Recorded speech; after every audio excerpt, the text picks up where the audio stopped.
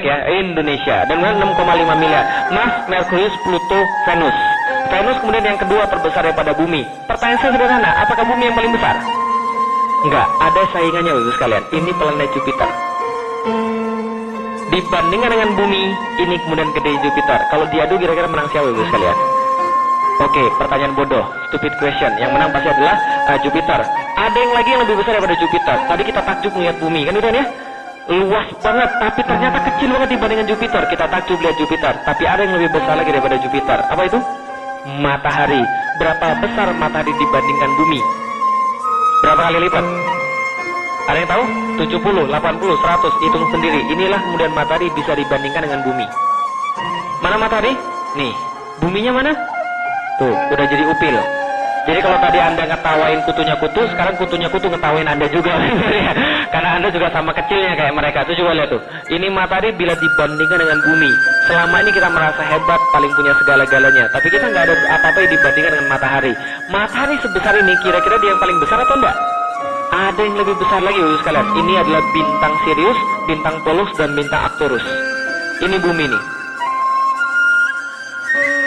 Tusan, bumi, matahari. Buminya mana? Ada nggak buminya? Ada. Kelihatan nggak? Nggak, semua yang Anda nggak bisa lihat itu nggak ada. Ya, jadi bukan berarti kita nggak bisa lihat, lantas itu nggak ada. Oke, kalau gitu kita lihat. Ini kemudian matahari, Sirius, Pollux, dan Arcturus. Apakah Arcturus yang paling besar? Tadi Anda kagum melihat matahari, sekarang kagumnya pindah ke sini. Ini adalah kemudian bintang yang lebih besar daripada bintang Arcturus. Arcturus, bintang Betelgeuse, dan bintang Antares. Mataharinya mana? Buminya mana Bapak sekalian? Oke, pertanyaan sederhana. Apakah dia yang paling gede? Kalau kita lanjutin terus 2 bulan nggak selesai-selesai.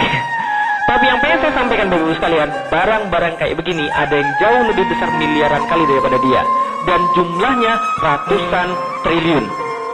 Di dalam alam semesta kita ini.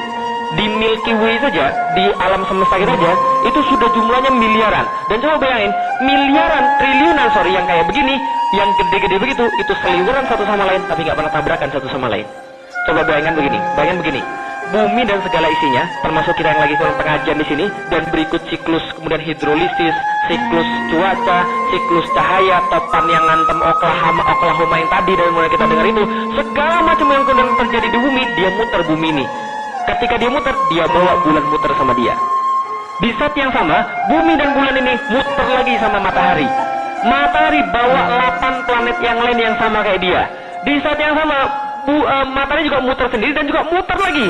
Dan miliaran, triliunan kayak begitu, muter, nggak pernah tabrakan satu sama lain. Hebat Bapak sekalian. Oke, bayangin begini. Ada perempatan, utara, selatan, timur, barat. Masing-masing 100 mobil 100 km per jam. Apa kemudian lewat set begitu? Nggak mungkin. Maka betul, itulah yang namanya Tuhan pasti ada. Karena ada seorang matematikawan menghitung tentang alam semesta, dan dia menghitung berapa kemungkinan Tuhan tidak ada, atau berapa kemungkinan seluruh ini terjadi secara kebetulan.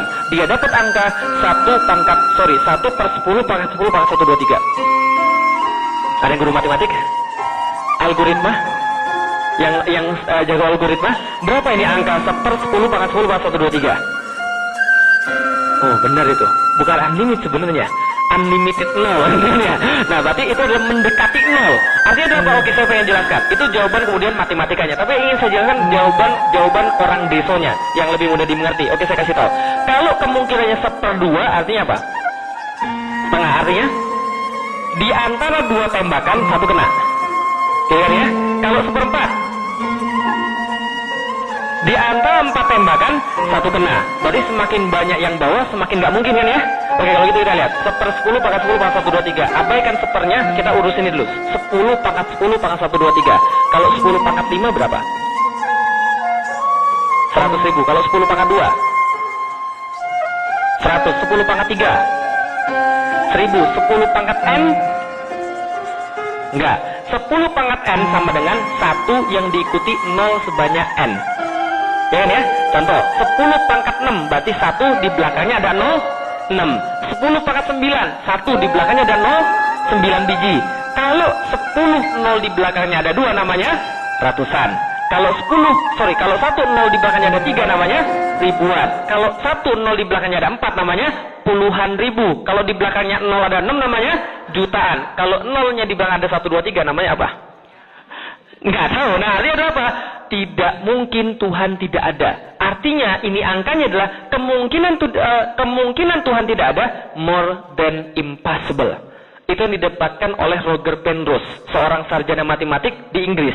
Maka dia mengatakan more than impossible, that God doesn't exist. Berarti God does exist, atau God must exist. Karena kalau Tuhan tidak ada, kita nggak punya jawaban lagi. Gimana Tuhan ini gimana semua alam semesta bisa terjadi? Berarti apa yang dalam pikiran kita? Orang yang mikir nggak usah pakai agama, dia sudah pasti mengakui adanya Tuhan. Kalau ada orang kemudian nggak mengakui adanya Tuhan, berarti dia nggak sama sekali mikir. Ya? Karena kalau kita mikir dikit aja, dapat itu Tuhan. Nggak usah banyak-banyak mikir, nggak usah susah-susah mikir, dapat Tuhan tanpa agama.